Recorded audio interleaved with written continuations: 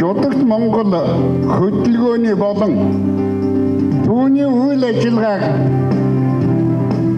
дэмжигч зарим төлөөллийн нөхдийг энд урья хурлын тэргүүлэгт. За нэгдүгээр Жамбын гомбочоо Монгол улсын гавьяат эдийн засагч ардын хурлын дарга асан.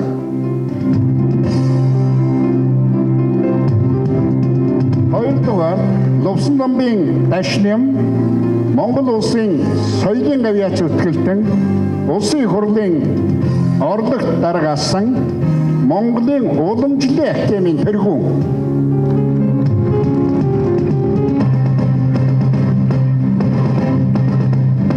Содомсоронгийн наран гэрэл Монгол улсын шинжлэх ухааны академийн жинхэнэ гишүүн академич доктор профессор улсын хурлын гишүүн асан.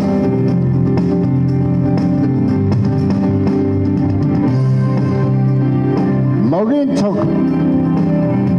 улсын хурлын дэд дарга хуульч.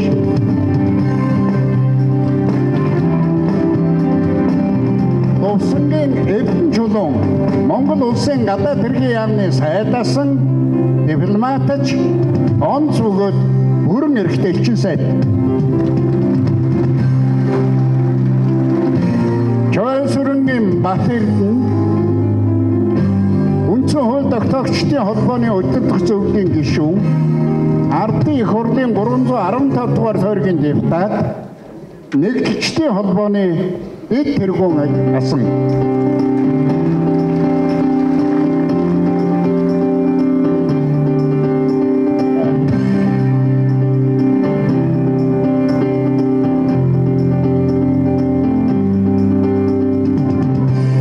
Халтрын Батцуур доктортой хөгжлийн стратегийн хүрээлэнгийн захирал эдийн засагч. Миний үе ялла уурхай үйлдвэрийн яамны сайд Чойжингийн хурцаа Монгол улсын их хурлын гишүүн асан Ахмад геологч доктор. За ингээ хурлын тэргүүлэгчид маань суудлаа эзэмшсэн. Бадрахын Чулуунбат үндэсний аюулгүй байдлын судлаач докторант. Суудлаа эзэмсэн та бүхэнд баярлалаа. Чуулганы хуралдаанд хэлцүүлэх ажлын төлөвлөгөөг та бүхэндээ танилцуулъя.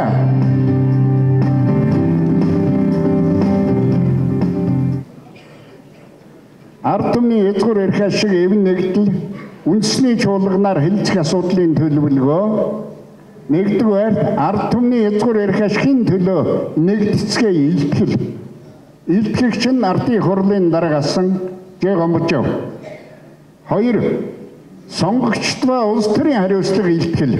Илтгэгч нь академич наран гэрэл. Эрэмдэг эдийн засгийн эмчлийн илтгэл. Илтгэгч нь Монголын доктортой хөгжлийн стратеги хүрээлэнгийн захирал эдийн засагч Х Батцуур. Өөрөвт үндэсний аюулгүй байдлын тулгамдан асуудлууд гэсэн илтгэл тавигдсан илтгэгч нь аюулгүй байдлын судлаач докторант Чулуунбат.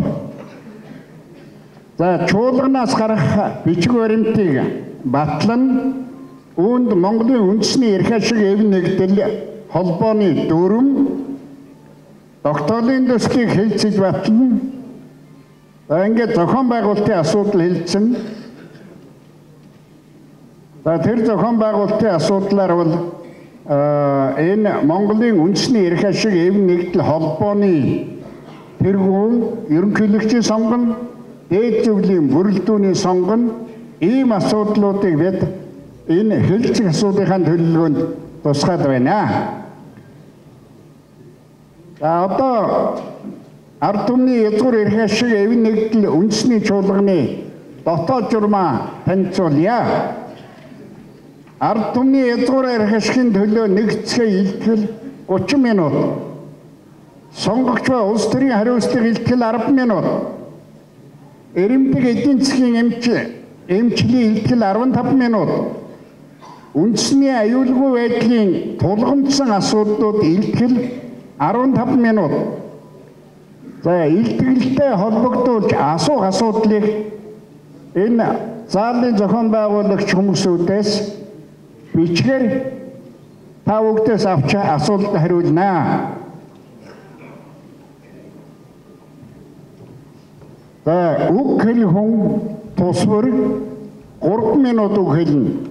3 минут үг хэлсний дараа бид үгийг шууд таслана. Ингээд дараагийн хүнийг суулгана. Энэтэй холбогдуулаад зориуд цаг хэмнэх боломжоор хүмүүсийн олон хүн үг хэлэх боломжийг бүрдүүлэхийн тулд энэхүү хурлын эндрийн ард 2 суудлал тавьсан байгаа. Сандал. Тэгэхээр энэ сандал дээр суух хүмүүсүүд нь эхний 3 хүний бид дуудана. Түүнээс хойш хурал үг хэлэх улсуудын нэг нэгээр нь дуудаж суулгах болно.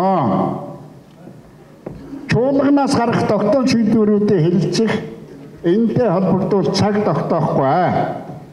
Чуулганы хуралдааныг 2 цаг тутам 20 минутын завсарлагтай хийнэ. Ингээд хурлыг чуулганы хуралдааныг энэ өдөртөө багтаан дуусгана гэж ингэж бодож байна. За ингээд энэ асуудлыг хэлцэж байгаатай холбогдуулж зарим нэгэн зүйлийг та бүхэнд зориуд анхааруулахгүй бол хурал өдөрж байгаа хүний хувьд эвгүй байна. Энэ чуулганы хуралдаанд оролцохдоо нэгдүгээр хууль, ёс зүйг хүндэтгэж оролцох. Хоёрт хэлсэн үгийнхаа хариуцлагыг үг хэлсэн хүн өөрөө хариуцна. Гуравдугаар бие биендээ хүндэтгэлтэй элэгсэг нөхөрсөг харьцагцгаая. Дөрөвдүгээр хуралдааны дотоод журмыг хүн бүр баримталж ажиллахыг хүсье. За ингээд хэлцэх асуудалдаа орё. За эхний илтгэл Гомбожов ард түмний язгуур архишгийн төлөө нэгдэцгээ илтгэлийг тавина.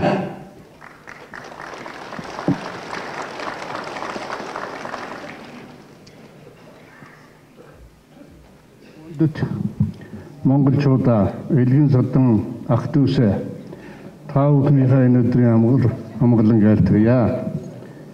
25 жилийн өмнө энэ ордонд монголчууд Огзиянахадлоо цугларч ярилцаж байсныг энд байгаа хүмүүсийн нэлээдэн сайн мэдэж байгаа. Өнөөдөр монголчуудад энэ ордондоо дахиж ярилцах тийм хэрэгцээ шаардлага үүсэж байна гэж бид үзэж байна. Энэ өнгөрсөн 25 жилд бидэнд хамтарч ярилцаж шийдвэрлүүлэх олон асуудлууд хоримтлагдсан байна. Өнөөдөр та бид энэ олон асуудал дотроос Монгол улсын тусгай тогтнол, үндэсний аюулгүй байдал, нутаг дэвсгэрийн бүрэн байдал ямар болов?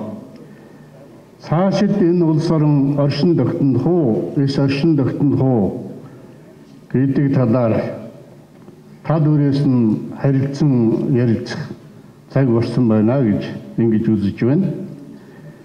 Өнөөдрийн чуулганы идэвхжид нь зөвхөн бид дөрөв биш гэж би үзэж байна. Энэ төрөлцөн ирсэн бүх хүмүүс идэвхжиж юу? Бидний Монгол улсынхаа төгсөнгүй ард түмэнд хүргэх талаар телевиз, радио, хэвлэл мэдээллийн байгууллагууд цаг цаасаа харамлахгүй байхаа гэж би өрөм дүүрэн найдаж байна. Мэдээж хэрэг энэ олон хүн бүгд энэ эндэр дээрээс үг хэлэх боломжууд бол байхгүй. Тэгэхээр та бүгд хэвлэл мэдээллийн байгууллагаас оролцгоо. Телевиз, радио, хэвлэлийнхэн бол ярилцаа чөлөөтөх хэрэгтэй. Хэлж амжаагүй үгээ бол бичгээр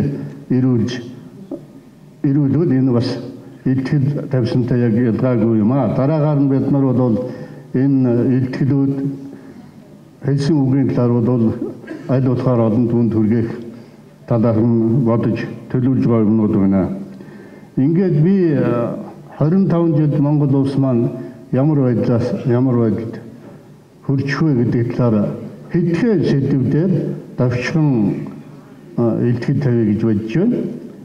Бусад одоо миний яригдаагүй зүйлүүд, миний ярьсан зүйлийг тодруулж миний дараагийн төлөвд та бүхэн хэлэх үгэнд тодорхой тусдах юм аа. Ийм учраас би өөрийнхөө илтгэл шууд оръё. Бүгд найрамдах Монгол Ард улсын ардын хурлын 11 дахь удаагийн сонгуулийн 9-р жуулган хоролдож 1990 оны 5 сарын 10-нд үндсэн хуулийн нэмэлтийн тухай хууль баталж уг хуулийн 1-р зүйлд бүгд найрамдах Монгол Ард улсын ардын хурл бол Монголын ард түмний бүрэн эрхийг илэрхийлсэн төрийн эрх барих төлөөлөгчдийн дээд байгууллага мөн 6-р зүйлд бүгд найрамдах Монгол Ард улсын баг хурл нь хууль тогтоох, хэн шалгах, зохион байгуулах бүрэн эрх үхий, төрийн эрх барих байнгын дээд байгууллага гэсэн өөрчлөлт оруулж 1990 оны 7 сарын 2-нд бүгд найрамдах Монгол Ард улсын ардын хурлын депутатуудыг сонгуул явуулах тухай зарлиг гаргасан билээ. Мөн үндсэн хуулийн оршил хэсгээс бүгд найрамдах Монгол Ард улсын төр нийгмийг өдөртөн чиглүүлэгч хүч бол бүхнийг ялагч марксист-ленинист амдыг үйл ажиллагаанд өдөрлөг болгодог Монгол Ардын хувьсгал нам мөнгөсөн заалтыг хасаж төр засгийн эрх мэдлийг нэг нам дангаар өдөрж байсан тогтолцоог өөрчилсөн юм аа. Бүгд найрамдах Монгол Ард улсын ардын хурлаас улсын баг хурлыг байгуулснаас хойш 1990 оны 9-р сарын 13-нд улсын баг хурлын ангатгаар чуулганд чуулж үйл ажиллагаагаа эхэлсэн тэр цагаас хойш 25 жилийн хугацаа өнгөрч тэр үед төрж байсан хүүхэд 25 нас хүрч 25 настай байсан залуу өнөөдөр 50 нас хүрсэн байна. 25 жил гэдэг улс орны орон хөгжихэд хангалттай хугацаа гэдгийг 1960-ад оны Япон, 1980-ад оны бүгд найрамдах Солонгос улс, 1990-ад оны бүгд найрамдах Хятад Ард улсын туршилт харуулж байгаа юм аа. Тэр үед улсын баг хурал засгийн газрын удирдлага гишүүд барууны орнуудад өөрсдөө явж дуршлаг судлахаас гадна гадаадын зөвлөхүүдийг үрж авчирч Монгол улсыг төвлөрсөн төлгөөт эдийн засгийн орноос зах зээлийн эдийн засгийн орн болох төлөв тавьж эдийн засгийн шок эмчилгээний аргыг сонгож явсан юм аа. Эдийн засгийн шок эмчилгээ гэдэгт төрөөс бараа бүтээгдэхүүн тавьж байсан хяналт датаасыг үгүй хийж үнийг огцом чөлөөлөх худалдааг өргөн хүрээтэйгээр либералчлах төрийн өмчит компаниудыг хавтайруулан хөгжлөх цаг зарах хэмжээг богино хугацаанд шок хэлбэрээр авч хэрэгжүүлэхийг хэлдэг. Улсын баг хурал 2-р чуулганаараа гаажийн тухай, татварын тухай, газрын тосны тухай, зорчих цагаачлах тухай, 3-р чуулганаараа банкны тухай, аж ахуйн нэгжийн тухай, өмч хөгжлөх тухай, боловсролын тухай, 4-р чуулганаараа газрын тухай хуулиудыг хэлцэж баталсан байна. 1991 оны 1-р сарын 15-нд засгийн газрын 20-р тогтоол батлагдсанаар төгрөгийн аншийг нэг шөнийн дотор 2 дахин унгаж энэ ажлыг эхэлснээр бүх бараа бүтээгдэхүүний 60% үнийн либералчлалд хамруулж үлдсэн 40% үнийг 2 дахин өсгсөн юм аа. Энэ арга хэмжээг өдөртөн зохион байгуулсан хүмүүс бодохдоо манай улсад тэр үед ажиллаж байсан зөвлөлт толгойд улсын олон дэлгүүр үйлчилгээний салбарт эргэлдэж байсан мөнгө Монголд орж ирнэ. Сан хөмрөг өснө гэж тооцоосон байхыг үгүйсэхгүй. Төрөөс үнийг нь хянах бараа бүтээгдэхүүний нэр төрөл 220 байсныг 35 болгож цөөсний дотор импортын 11 төрлийн бүтээгдэхүүн багтаж байгаа юм. 1991 оны 6-р сард нефт бүтээгдэхүүний үн 4 дахин өсөж улсын зохицуулалтанд байсан 35 нэр төрлийн бүтээгдэхүүнээс 1991 оны 9-р сард 14 төрлөл төсвийн дотоосоор зохицуулагдах болсон юм аа. 1991 оноос хойш манай орны олон үйлдвэр хаалгаа өрж нийт аж үйлдвэрийн бүтээгдэхүүн үйлдвэрлэлд 90% уурчээ. Одоо манай улсын аж үйлдвэрлэл нь дотоодын нийт бүтээгдэхүүний 33% байгаа гэдэг өгөөд энэ нь харьцангуй өндөр үзүүлэлт боловч Үүний 60%-ийг уул уурхай, 16%-ийг барилга, ус захидлгаан, харин боловсруулсан бүтээгдэхүүн 24%-ийг эзэлж байгаа юм а. Манай улс 1996-аас 2000 онуудад импортын татвараа тэглэж, огт татваргүй болгосон засгийн газрын орлогын хөвсвэрийг хаагаа зогсоогүй, өмнөх үеэс үлдсэн үйлдвэрүүдийг нь дампуурууд гарах хэмжээ болсон юм а. Төрийн өмчийг хараад 1996 онд байгуулж 1997-аас 2000, 2001-ээс 2004, 2013-аас 2015 онуудад төрийн өмч хөгжлийг эсвэнцээ хөгжүүлсэн он жилүүд байлаа. Одоо төрийн мөдөлд 100 хүрэхгүй компани үлдээд байна. Хөгжил чухал бүх юм сайхан болох мэтээр намлаж байсан боловч тийм үр дүнд энэ 25 жилд хүрсэнгүй. Зөвлөлт толгойд улс болон социалист орнуудын тусламжтайгаар 1934 онд аж үйлдвэрийн комбинат байгуулснаар хөнгөн аж үйлдвэр, 1940 оноос уул уурхай үйлдвэр, 1960 оноос мал аж ахуйн гаралтай түүхэд боловсруулах үйлдвэр хөгжиж, 1989 онд дотоодын нийт бүтээгдэхүүний 33%-ийг нэмэн өртөг шингэсэн аж үйлдвэрийн бүтээгдэхүүний үйлдвэрлэл эзэлж байсан бол өнөөдөр дөнгөж 8%-ийг эзэлж байна. Өндөр хөгжилтэй орнууд болоод хурдтай хөгжиж байгаа хөгжлийн ирээдүйн сайтай гэгдэж буй улсуудын эдийн засгийн бүтцэд аж үйлдвэрлэл үйлчилгээний салбарууд давмгайлж байдаг бол хоцронгүй хөгжилтэй орнуудад хөдөө аж ахуй, уул уурхай давмгайлж байдаг юм а. Манай улс өнгөрсөн 25 жилд байгалийн баялагийг түүхийгээр нь экспортлоход тулгуурсан эдийн засгийн бүтцийг бий болгоод байна. Дотоодын зах зээлээ хамгаалах, үйлдвэрлэлийн бүтээгдэхүүнээ олон улсын зах зээлээр галбууц хэмжээнд хүртэл нь төрөөс тууштай дэмжиж хамгаалах үйл ажиллагаа явуулж чадсангүй. Цагаа удаагүй хэт яарсан хөвчл, бодлогогүй зах зээлийн нээлттэй бодлогын улмаас мөнгөний хань шунаж, аж үйлдвэрлэл нь устж, газар тариалан мал аж ахуйн бүтээнжийн чангаалцсан улс орныг эдийн засгийн үнцгийн хямралд оруулж байна гэж үзэж байна. Манайд явагдсан хөвчлээс олсон мөнгө нь тухайн үеийн төрийн төсвийн цаахаг нөхөд гол төлөв зориулагдаж байгаа нь харамсалтай байна.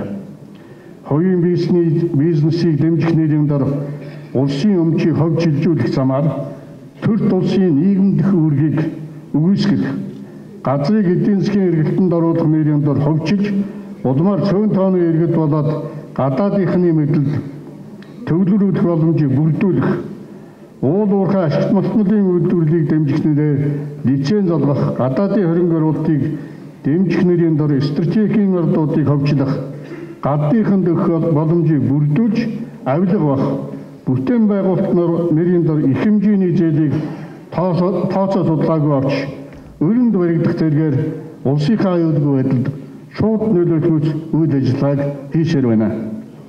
Төрийнхөө үүргийг үгүйсгэж, хүчрүүлж, уул уурхай газар нутгийн зарах, өр зээлээ эсгэх замаар эдийн засгийн хямралаас гарна гэх номлол нь хоцронгүй оронд хэрэгждэг чөлөө зах зээлийн бодлогын хамгийн харгас хэлбэр юм а. Манай улсад хэрэгжүүлж байгаа хөгжил нь нийгмийг задалсан, ёс суртахууны дороотод оруулсан, авилга үүсгэсэн, эрүүгийн шинжит эдийн засгийг бий болгосныг бид амьдрал дээр харж байна. Анх олгосон цэнгэр ягаан өнгөтэй эхийн бичгийг заллих замаар хэсэг үлэх хүмүүс цуглуулан авч луурын аж ахуйн байгууллагууд үүснийг хэн хөнгөө мэдж байгаа бөгөөд энэ талаар төрийн зүгээс ихээхэн түлхцийг үзүүлсэн юм а. Шинэ үндсэн хуулиндаа өөрийн онцлогт нийцсэн олон хэвшил үгүй эдийн засгтай байна гэж тунхагласан боловч өмчийг ялгуулах, төрийн өмчийг нүд үзүүрлэн үнгүүдүүлж, эрх мэдэл бүхий цоо хэдэн гэрүүл өмч урчлан авч нийгэмд аян хасны ялгаа улам бүр нэмэгдсээр байна. Өнгөрсөн хугацаанд олон банк дампуурсан нэрээр татан буулгах, бүтэц зохион байгуулалтын өөрчлөлтийг нэрийн дор салгад нийлүүллээ. Банкны зээл нь албан тушаал, танилтал, хэл гахуулгын сүлжээ бий болгогч институт болж хувирсан байна. Монгол улс Чингис хааныг 4125-аас 5125 хүүтэйгээр олон улсын зах зээл дээрээс босгосон. Чингис хаандаас хамгийн их очсон баялаг бүтээгч аж ахуйн нэгжүүд биш. Харин ханшийн зөрүү зээлийн хүүгээр мөнгө босгож баяждаг бондын мөнгөийг дамлан түгээгч арилжааны нэр үхий банкуд байгаа юм. Эдгээр банкуудын цаадалд гадныхан манай улсын нөгөө хэдэн эрх мэдэл үхий хүмүүс байгааг бид бүх нийтээр мэдэж байгаа. Монгол улсын бүх үйлдвэр хүний дотор ноос ноодор гэж жижиг үйлдвэрийн газрууд зээлийн гачаад орж 18-аас 29% өндөр хөвтэй зээлийн дарамтанд амьдарч байна. Өнөөдөр Монгол улсын ихэнх малчид, дэвтгүүр авагчид, төрийн адам хаагчид арилжааны аль нэгэн банкнд зээлийн өртөө амьдарч байна. Чөлөө зах зээл, чөлөө судалдааны онол зөвхөн нэг улсын элитүүдэд үйлчлээ зогсдоггүй, гадныхан дундаас нь ашиглах, монголчуудыг өөрсдөр нь өөрийн орныг цөлмөж шулах систем бүрдүүлэхийг бид өнөөдөр мэдж авлаа. Монголын мөнгө хөрөнгө дотоодын санхүү мөнгөний бодлогыг зохицуулахын оронд гадаад зах зээлд валют хэлбэрээр шилжин байршиж, санхүү банкны систем нь валют солих цэг болж дампуурч байна. Валют, бонд, хувьцаа зэрэг санхүүгийн элдв хэрэгслийг захин маргаар худалдаалж, амар хэлбэрээр ашиглах олон арга манайд нэвтрээд байна. Өнөөдөр дэлхийн хүн амын 13 орчим хувийг бүрдүүлдэг Америкийн нэгдсэн улс, Япон, Герман, Англи, Франц, Австрали, Канадад дэлхийн хүн амын орлогын бараг тал хувь нь ногдож байна. Гадаад худалдааг чөлөөслөөр гадаад худалдааны түнш орнуудын тоо нэмэгдсэн сайн талтай ч дотоодын зах зээлийн импортын бүтээгдэхүүнээр дүүргэх улмаар үндэсний аж үйлдвэрийн шүүрүүлэх үе таалгыг нээж байгааг нь бид ойлгосонгүй. Тэр үед манай орны үйлдвэрүүд олон улсад өрсөлдөх чадвартай болж чадаагүй байсныг бид тооцсонгүй. Энэ ухаан муутай үйл ажиллагаанаас болоод өргөн хэрэглээний барааны 88% гадаадаас авч байна. Нийгмийн орлогын тэгш ус байдлын оноо 36.5 болж энэ үзүүлэлтээр манай улс дэлхийд 89-р иргэдийн анхан шатны хэрэгцээ хангах үзүүлэлтээр 102 дугаарт боловсрол эрүүл мэндийн салбар дахь төрийн залдаар дэлхийн орнуудын сүүлийг мушгиж байна. Монгол улсад ардчлалын элементүүд бүрдсэн ч ардчил жинхэнэ утгаараа хэрэгжиж чадаагүй байна. Гадаадын төрийн нэгэн зөвлөлтний онц хэлснээр жухамдаа Монгол дүр эсгсэн ардчил зэтгэлээд удаж байна. Үүний ганцхан жишээг дурдахад уул уурхайн зарим компани Монгол орчин болон хөдөлмөрийн стандартыг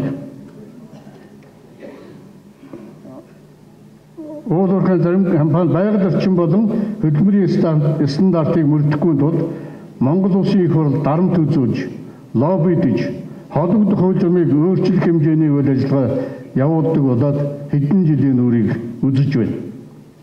Зөвхөн ашигт малтмуудын хуулинд 1997 оноос хойш 15 удаа нэмэлт өөрчлөлт хийж үндсэн хуулийн зарим заалтууд зөрчсөнийг та бид мэдэж байгаа. Үүнийг монголчууд мэдж байгаа. Энэ үйлдэл нь ардчлалын зарчимд шууд гаршилж байгаа гэдгийг гадаад дотоодын эрхэм ноёд мэдхийн дээдээр мэдж байгаа гэдэгт эргэлзэхгүй байна. 1990-ад оны их үед бол гадны зөвлөгчид, олон улсын байгууллагын төлөөлөгчид нь Монгол улсын түүхэн уламжил, хүн амын сэтгэл зүйн онцлог, газар нутаг, эдийн засаг, нийгэм улс төрийн төрх байдал зэрэг олон зүйлийн талаар бараг харанхуй шахуу байсан. Тэдний санаатай санамсаргүй алдаа төвтгөл туршилтыг өршөөлж болох юм. Гэвч одоо бол Монгол улс өөр болжээ. Янз янзын туршилтын байгуулж, олон зүйлээр алдаж, хохирч байснаа бид ч ойлгож байна, тэд ч ойлгож байгаа гэдэгт бид итгэж байна. Энд би газар нутгийн талаар хэдхэн зүйлийг онцож хэлье гэж бодож байна. Нүүдэлчдийн агуу их соёлыг тээж яваа цаашид тээх үүргийг хүндрэлтний өмнө хүлээсэн ард түмэн бол яах аргагүй монголчууд. Бид хүн төрлөختийн өмнө хүлээж энэ үүргээр анхаардаг ард түмэн. Бусад улс оронч бидний энэ үүрэгт хүндэтгэлтэй хандах учиртай гэж бодож байна. Яагаад гэвэл хүн төрлөختөн дэлхий гэдэг нэг онгоцон дээр хамт амьдарч байгаа. Их дэлхийтэйгээ зогсож амьдрахлаар монголчуудын бий болгосон өв соёл асар их юм. Энэ өв соёлын ачааллуудыг үнэлсэн, нээсэн, авч хэрэгжүүлсэн харин цөөн байгаа нь харамсалтай юм аа. Худалдан авч болдог юм, болдгүй юм гэж бас байдаг. Үүний зохистой хязгаарыг тухайн үндэстэн улсын ёс суртахуун хүмүүсийн төвшин тодорхойлдог юм аа. Газрыг хайрлан хамгаалж, зүй зохистой ашиглах, хойч ирээдүйдээ аль болох онгон дархнаар нь өвлүүлэн үлдээх нь хүн төрлөختний гол үүрэг мөн. Монголчууд байгалаа дутуу үнэлдэг ард түмэн биш ээ. Харин манай төрийн эрхэнд гарсан цөөн тооны хүмүүс ард түмний хөвгийг сонсож шунлын бодлосоо салж чадаагүй байгаатай бас олбоотой юм аа. Өнөөдөр Монгол улс хамгийн их доройтож, хамгийн их далхалагдж, хамгийн их элэгдэж эвдэрсэн, хамгийн их сэглэгдсэн, бохирлогдсон газар нутгийн улсын нэг болоод байна. 2000 оноос хойш хариуцлагагүй автолборлолтноос болж 3000 гаруй горих ширгэжээ. Зөвхөн автолборлох уул уурхайн аж ахуй нэгж иргэдийн хууль бус ажиллагааны уршигаар байгаль орчинд учруулсан хохирлын хэмжээ 116 ихэд их ноёд төгрөг болсон тооцоо байна. Урт нэртэй хуулиас болж гадаадын хөрөнгө оруулалт буурлаа. Эдийн засгийн өсөлт удаашлаа гэж манай өдрөд хүмүүс ярьцгаадаг. Гэхдээ энэ хууль батлагдсанаас хойш засгийн газраас шалтгаалаад хэрэгжээгүй бид мэдэж байгаа. Энэ талаар шүүхийн шийдвэр гаргаж хэрэгжсэнгүй. Газар зөвхөн улсын өмч байж иргэд төрийн эзэмших ашиглах эрхийн зориултаар газар ашиглалтын бодлого тодорхойлох нь улс орны аюулгүй байдал талаас хамгийн оновчтой байх болно гэж үзэж байна. Монгол улсын иргэнд газар өмчлүүлэх хуулиар зөвхөн 2018 оноос өмнө төрсэн иргэд газар өмчлөх хэрэгтэй байгаа нь хойч иргэдийн эрх хэвшлийг зөрчсөн хууль болсон юм аа. Уул уурхай лиценз эзэмшигч нь тухайн газрын өмчийн эзэн шиг эрхтэй болж өр зээлийн барьцаанд тавьдаг болсныг яагаад ч бид зөвхөн үндэслэл байхгүй. Газрыг өмчлөх тухай хууль нь уламжлалт тогтолцоог алдагдуулж төсөөлөгч бэлх үр дагавар авчирч болохоор хэмжээнд хүрсэн байна.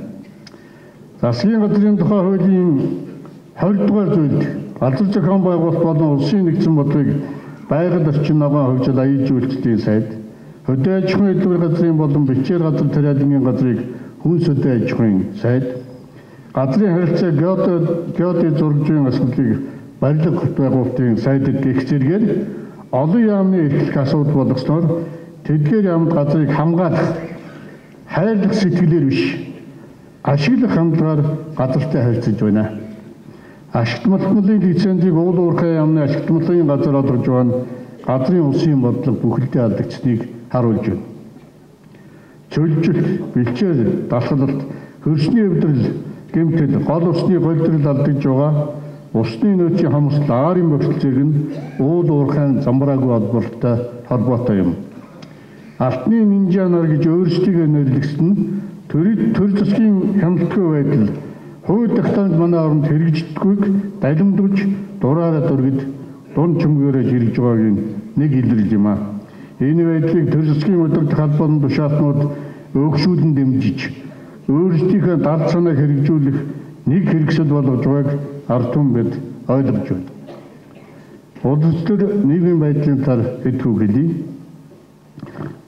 2000 онд үндсэн хуулийн төрийн эрхэж байсан намын өдөр дууд хувилдаж нэмэлт өөрчлөлт оруулсан. Энэхүү өөрчлөлтийг оруулснаар улсын их хурлын жилдээ хурлдах хугацааг өсөж, хуралдаа тогтмол шийдвэр гаргадаг гишүүдийн тоо цөөрч, ард түмний элчийн үргээ биелүүлэх чадамж нь суларч, намын даргын дахиад зангаагаар ажиллаж, улсын их хурлаас засгийн газартай хяналт тавьж чадхаа болж төрийн мэдлийн засаглал хуваарлтын тэнцвэр тарьцаа үндсэндээ алдагдсан юм. Үндсэн хуулийн зэцсийн эцсийн шийдвэр гарсан асуудлыг улсын хурлаар хэлцэх ёсгүй бөгөөд нэгэнт хэлцээд буруу шийдвэр гаргасан тохиолдолд үндсэн хуулийн зэц дахин хэлцэж уг хууль бус үйл ажиллагааг зогсоох ёстой байтал үндсэн хууль зөрчил үйл ажиллагааг 15 жил үргэлжлүүлж улсын хурлч үндсэн хуулийн зэцч үүргээ биелүүлсэнгүй. Өнгөрсөн хугацаанд үндсэн хууль зөрчсөн олон тохиолдол гарсан. 2012 онд батлагдсан сонгуулийн хуулиар намын жагсаалтаар 28 хүн улсын хурлын гишүүн байхаар хууль баталсан. 2016 онд энэ дутагдлаа дахин давтаж манай иргэд сонгох эрхээ намуудад булаалгаж зөвхөн намаас нэр дэвшигчийн төлөө сонгуульд оролцох үүрэгтэй болж хувираад байна. 2012 онд үндсэн хуулийн бусаргаар төр засгийн эрхийг булааж авсан гэж хэлэх бүрэн үндсэл байгаа юм гэж үзэж байна. Бие даагч гэж гисэн заалт байгаа боловч 801-ээс доошгүй сонгогчийн нэрсийн жагсаалтыг бүрдүүлж байж сонгуульд оролцохоор болсон. Баримт бичгийг 5-7 хоногийн дотор бүрдүүлэхээр хугацаагаар гавчснаас гадна манай орон шиг ийм их удам нутагтай хүн ам тархай нутагтай газарт 801 сонгогчийн санд бүрдүүлэх нь хэцүү гэдгийг эрх баригчид алсын хараатай их ухаан зарж сонгуулийн хуулиар хийсэн байна. Улсын хэмжээнд 801 сонгогчгүй сум олон бий. Тэдгээр сумын хүмүүсийн нэлээд хэсэг нь эрх баригч намын гишүүн хүмүүс байгаа тул тэд бие даан нэр дэвшигчийг дэмжиж бүрдэхэд оролцохгүй нь мэдээж хэрэг юм. Сонгуулийн хууль нь хөрөнгөтэй эрх мэдэлтэй хүмүүс сонгогдох боломжтой байхаар үндсэндээ хийгдсэн байна. Тэгэхээр бие даан нэр дэвших болцоог бараг бүрэн хаасан хууль болжээ. 2008 онд 2 нам хуулидж стандарт бус засгийн газар байгуулсан. Стандарт бус засгийн газар гэдэг нь үндсэн хууль байгуулж зөрчиж байгуулсан засгийн газар гэсэн үг ээ. Өнгөрсөн жилүүдийн байдлыг дүгнж үзвэл байгалийн баялаг өмч хөрөнгийг хувааж идэхтэй манай эрх баригч намууд хамтарч ажиллаж чадаж байна. Харин Монголын ард түмний үндсэн эрх хэсгийн төлөө хамтран ажиллах чадваргүй гэдгээ батлан харууллаа. Нэг жишээ хэлье. Сүүлийн жилүүдэд үн докторжуулах мөрийн дор 3 их 80 орчим төгрөгийг гүйлгэнд гаргасан. Үүний үр дүнд улсын их хурл засгийн газрын гишүүд тэдгээрийн танил талын хүмүүсийн ашиг орлого нэмэгдлээ. Тэдгээрийн олон хүн нефт, барилга, газар тариалан худалдааны салбарыг эрхэлж байгаа. Харин үн докторжуулалтад зориулсан арга хэмжээний үр дүнд иргэдийн амьдрал дороотож ядуур нэмэгдсэн юм а. Бүх нөөц соёлыг нэг дор нэг цаг хугацаанд ашиглах шаардлага угаасаа байхгүй. Оюу толгой ихэд 645 тэрбум тонн өдөр 45 сая тонн зис 1838 тонн алта 157 мянган тонн молибден 12049 тонн мөнгөний нөөцтэй гэж одоогоор тогтоогоод байна. Энэ баялагийг Монголынхаа 3 сая хүн